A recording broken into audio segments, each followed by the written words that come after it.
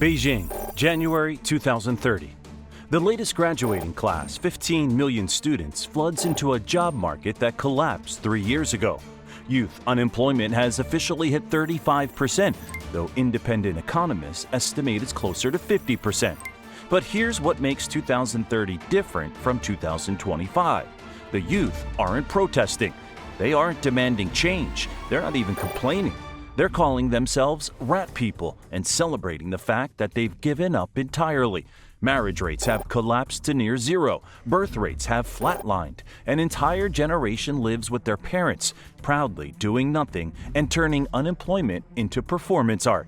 What you're about to discover isn't science fiction. It's the inevitable endpoint of trends that started in 2021, accelerated through 2025, and are racing toward this dark reality right now. Over 12 million fresh graduates flooded into a job market gasping for air in 2025, a record unmatched in recent history. Youth joblessness has refused to dip below crisis levels for over a year. The lying flat and let it rot movements have evolved from viral catchphrases into generational manifestos. This isn't just economic failure.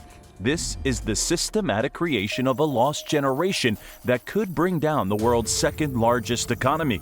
And it's happening faster than anyone predicted. The countdown to 2030 has already begun. Let's start with the brutal reality that China's government tried to hide. In August 2023, something unprecedented happened. China simply stopped publishing youth unemployment data. Why? Because the numbers were so catastrophic they became a national security threat. The last official figure before the blackout? 21.3% youth unemployment in June 2023. That's 1 in 5 young people with college degrees who couldn't find work. But here's where it gets truly shocking. When China resumed reporting in December 2023, they used a completely new methodology that magically made the crisis look smaller. They excluded students from the count entirely. Convenient, right? Despite Beijing's statistical manipulation, unemployment among young Chinese has consistently hovered between 17% and 20% throughout 2024. And that's just what they're willing to acknowledge publicly. Independent analysts estimate the real number reaches 25 to 30% when you include underemployment and graduates working jobs that require no degree at all. Here's what should keep Beijing's leadership awake at night. 430,000 more desperate degree holders than 2024's already overwhelming flood, all competing for positions that exist only on paper. Think about that scale for a moment. That's more new graduates than the entire population of Belgium, all competing for jobs that simply don't exist. But the unemployment crisis is just the beginning of China's youth nightmare. Something extraordinary happened in 2021 that changed Chinese society forever. A young man named Luo Hongzhang posted a simple message on Baidu Tieba, one of China's largest online forums. His post was titled, "Lying Flat is Justice." In it, he described his decision to reject China's brutal hustle culture and live a minimalist life, doing only the bare minimum to survive. "I can just sleep in my barrel enjoying a sunbath like Diogenes," he wrote, "or live in a cave like Heraclitus and think about logos." His post went viral instantly. Tang Ping, lying flat, became the rallying cry for millions of burned-out Chinese youth. But the government panicked. State media denounced lying flat as shameful and poisonous chicken soup. They deleted Luo's original post. They censored discussion groups. They even banned the sale of lying flat merchandise online. The crackdown only made the movement stronger.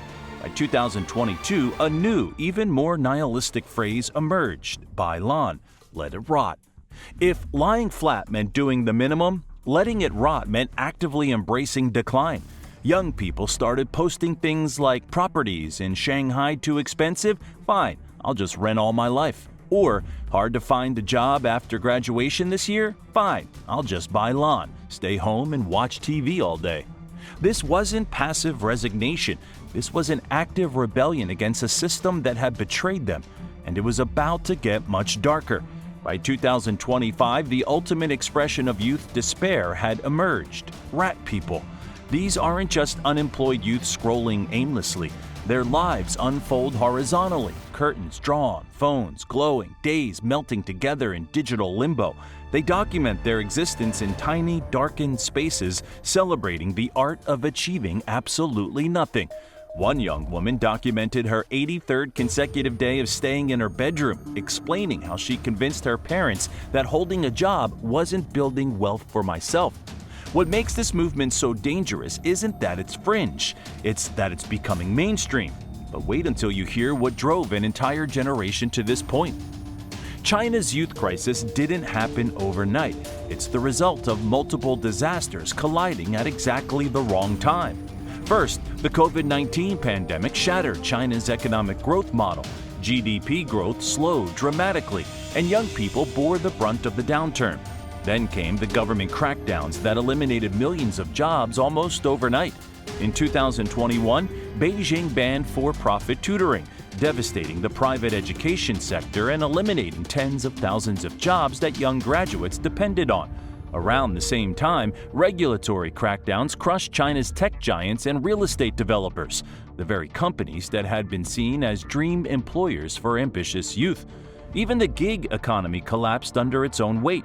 More than 200 million Chinese work gig jobs, but ride-hailing apps and food delivery services now have more drivers than they need. In some cities, authorities warned there were too many rideshare drivers chasing too few customers. Not even government jobs were safe. Local governments facing budget crises cut civil service positions, destroying the iron rice bowl of secure public employment that had been a backup plan for millions. Meanwhile, China's ivory towers kept churning out more degrees than the job market could absorb, like pouring water into a cracked bucket. In 2024, nearly 12 million new university graduates entered an economy that had no room for them. As one sociologist noted, roughly 25% of recent college graduates are stuck in low-paying jobs far beneath their qualifications. It's a massive waste of human capital and education, but here's the most infuriating part.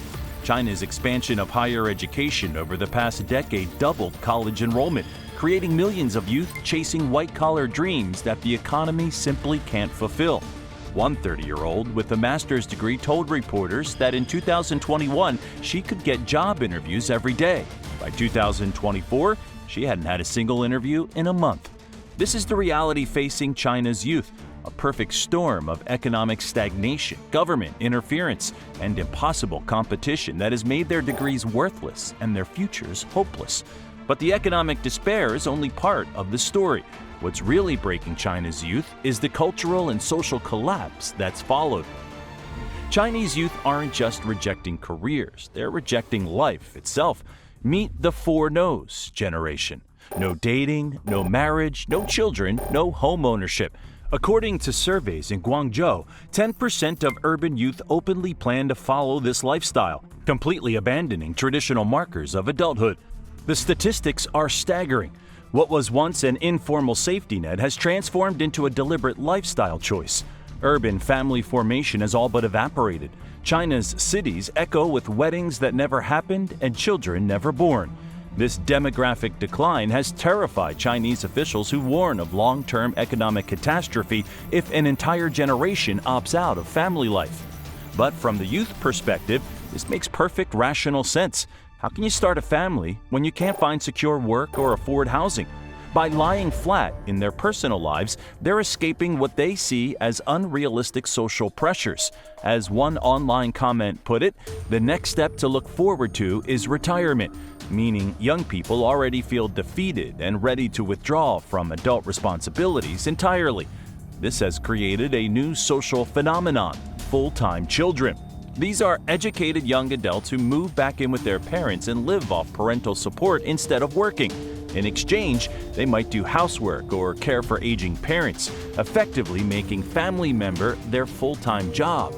Once a source of shame, this has become increasingly common and even celebrated online.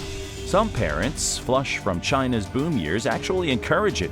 As one researcher noted, millennials and Gen Z are the first generations in China who can afford to stay jobless and still survive. They half-jokingly call themselves Kenlao, those who gnaw on the elderly, embracing the idea of living off their parents indefinitely. In one viral case, a 21-year-old woman gained internet fame for declaring herself a full-time daughter after quitting her job. Her father even gave her an employment contract with a monthly stipend to stay home and keep him company.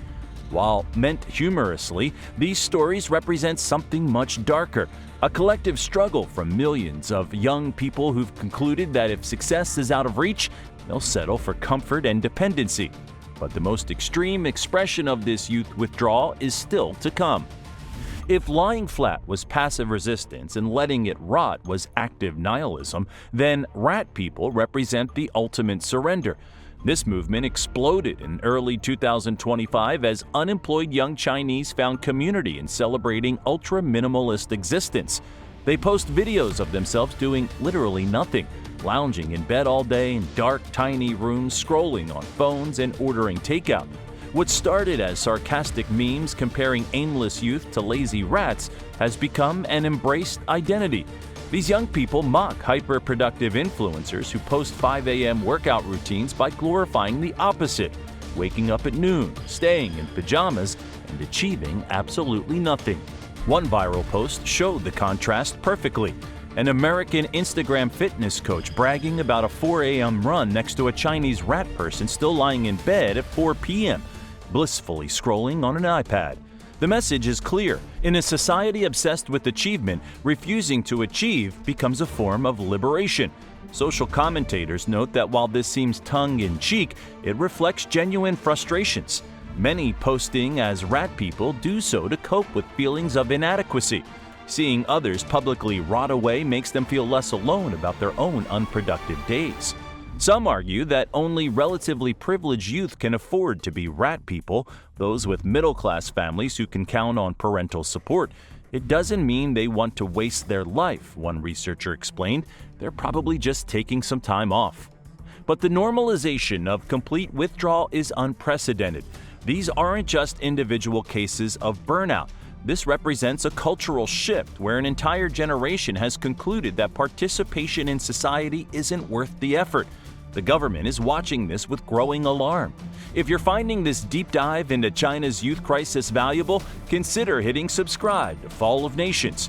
Your support helps us continue bringing these important global stories to light. Now let's see how Beijing is desperately trying to fight back.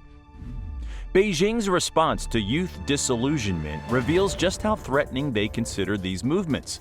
State media has published stern editorials insisting that struggle is the brightest color of youth and attacking the lying flat mindset as self-indulgent negativity that must be overcome. When the garbage time of history meme went viral in 2024, suggesting China's best times were behind us, authorities banned it entirely. State media condemned it as insinuating there's no hope and declared it more dangerous than lying flat for spreading hopelessness. Xi Jinping himself has repeatedly urged young Chinese to eat bitterness and serve the nation wherever needed, even if it means farm fields or factory floors. The government has tried both carrots and sticks. They've launched campaigns to create entry-level jobs, offered incentives for companies to hire graduates, and expanded vocational training programs. Some cities have provided stipends to unemployed youth or arranged mass job fairs. But the most telling response was their attempt to send urban graduates to work in rural areas. In 2023, the Communist Youth League encouraged jobless graduates to roll up their sleeves and go to the farmland. Young people responded with satirical memes of urban graduates posing wearily in rice paddies. As one researcher bluntly noted, the high unemployment rate will not encourage young people to work in the countryside because rural areas do not have the jobs they want. The disconnect between government solutions and youth reality couldn't be clearer. But perhaps the most desperate measure was simply hiding the problem. When youth unemployment data became too embarrassing, China stopped publishing it for 6 months. When they resumed, they changed the methodology to make the numbers look better. This cat-and-mouse game between authorities and youth has created a climate of cynicism, where even positive government initiatives are met with mockery. The trust gap between China's leadership and its youth has never been wider. Behind the statistics and memes are real young people whose stories illuminate the depth of this crisis. Take the gloomy graduates of 2023. As 11.6 million students graduated into one of the worst job markets in decades, they staged anti-celebration graduation photos, draping themselves limp over campus gates and tossing diplomas into garbage bins. Such dark humor revealed a generation that spent years studying only to face uncertainty. That same month, youth unemployment hit a record 20.8%. Then there's He Jun, who transformed unemployment into internet fame. After losing her teaching job due to the tutoring crackdown, she became an unemployment influencer, turning economic failure into content creation. Ironically, she found a way to monetize unemployment itself, earning about $700 a month through ads, consultations, and crafts, proving that sometimes giving up on traditional employment can become employment itself. Another trend emerged from pure desperation: knowledge street vending. Highly educated young people set up roadside stands to sell intellectual services, a satirical twist on street food vendors. One viral photo showed a London School of Economics graduate in a busy Chinese city square with a cardboard sign offering consulting on Russia-Ukraine relations and modernization theory. Soon, others followed. Psychology graduates offering quick counseling sessions, literature majors writing poems for passers-by. This blend of humor and harsh reality represents creative attempts by jobless youth to feel useful despite being overlooked by the formal job market. City authorities have even loosened street vending rules to encourage entrepreneurship, implicitly acknowledging that not everyone will find corporate jobs. These individual stories paint a picture of a generation smart enough to recognize diminishing returns on effort and exhausted enough to stop trying entirely.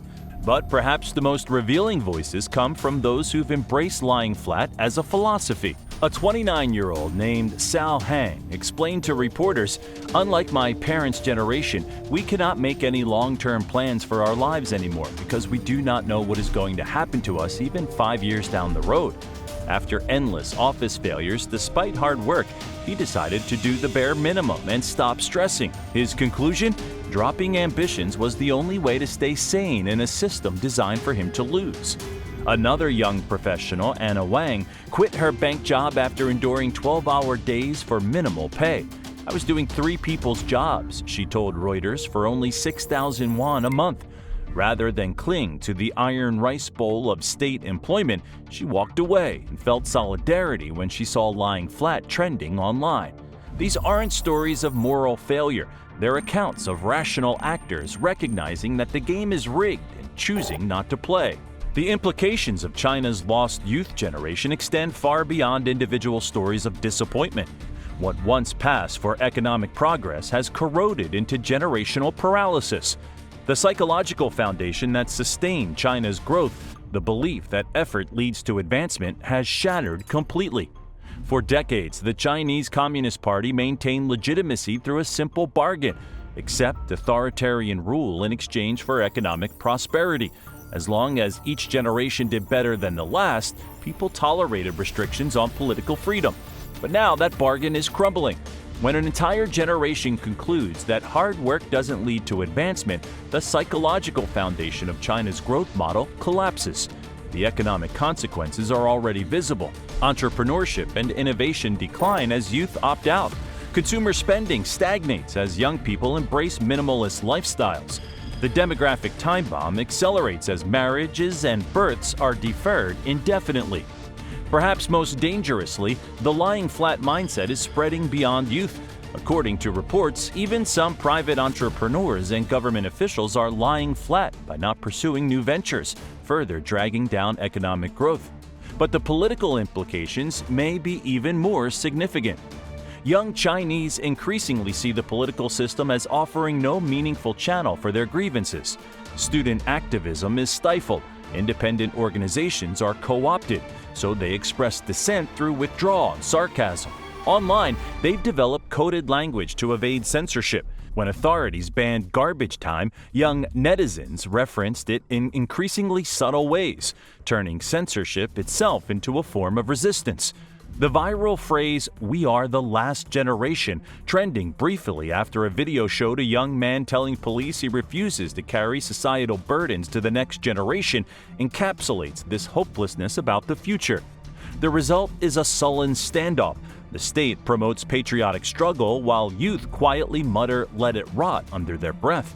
This growing alienation between China's leadership and its youth represents a crisis of legitimacy that no amount of economic stimulus can fix. China's youth crisis isn't just a domestic issue, it's reshaping global economic and political dynamics.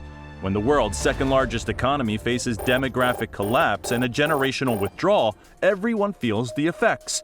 Supply chains built on cheap Chinese labor become unreliable as young workers embrace rat people lifestyles. Consumer markets that depend on Chinese demand stagnate as an entire generation chooses minimalism over consumption. The brain drain is accelerating too. Applications for emigration hit record highs in 2024 as China's best and brightest seek opportunities abroad. Wealthy families send their children overseas and move their money with them. This represents both a talent loss and capital flight happening simultaneously, exactly what China can least afford during an economic transition. Meanwhile, China's traditional role as a manufacturing powerhouse faces fundamental challenges. The lying flat generation isn't interested in factory work, even as the country struggles to move up the value chain to higher skilled industries. The geopolitical implications are equally significant. China, dealing with massive internal youth unrest, may become more aggressive externally to distract from domestic problems, or more inward-looking and unstable.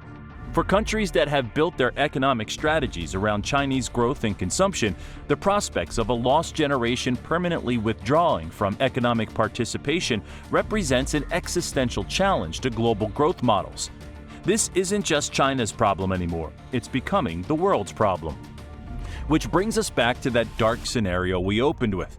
Beijing, January 2030. 15 million graduates enter a job market where unemployment is openly acknowledged at 35%. But by then, the government has stopped trying to hide the crisis because managing it has become impossible. The rat people movement has evolved into entire communities of young adults who've completely opted out of traditional society. Multiple generations live in extended family compounds, with grandparents saving, supporting adult children, and grandchildren who refuse to work. Marriage rates have effectively reached zero among urban youth. Birth rates have collapsed so completely that China's population is shrinking by millions per year. For millions of young Chinese, the cost-benefit analysis of adulthood simply doesn't add up. Why join a race when the finish line moves every year?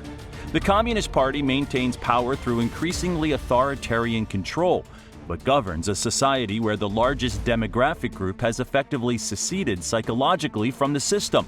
This isn't inevitable, but it's where current trends lead if nothing changes. And based on everything we've seen so far, Beijing seems incapable of addressing the root causes of youth disillusionment. The evidence couldn't be clearer. China is creating a lost generation through its own policies and systemic failures. The lying flat and let it rot movements aren't just internet memes. They're symptoms of a society that has failed its young people so completely that millions have chosen withdrawal over participation.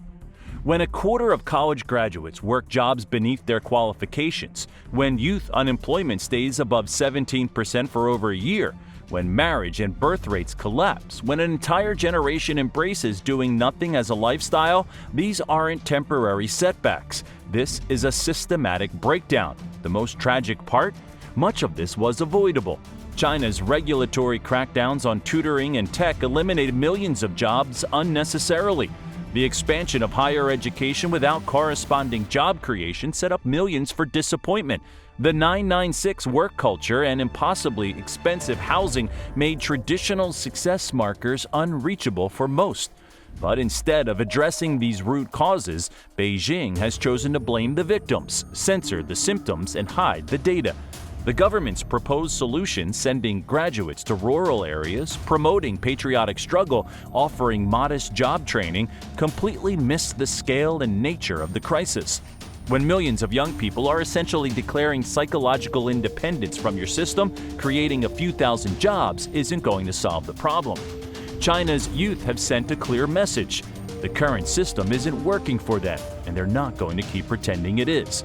The question now isn't whether China will have a lost generation. It's how large that generation becomes and how it reshapes Chinese society. Based on current trends, we're looking at potentially 200 to 300 million young Chinese who have fundamentally checked out of traditional economic and social participation. That's not just a demographic crisis.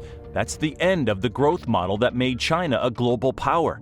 2030 isn't some distant dystopia. It's next semester's graduation ceremony, where millions more will receive degrees that guarantee nothing. So what do you think? Are we witnessing the beginning of China's demographic collapse? Or can Beijing find a way to re-engage a generation that has essentially given up on the Chinese dream? Will this lost generation eventually find their way back to productivity and optimism? Or is this the new normal for a country that built its legitimacy on the promise of ever-improving prosperity? Let us know in the comments. And subscribe to Fall of Nations for more deep dives into the global trends that are reshaping our world.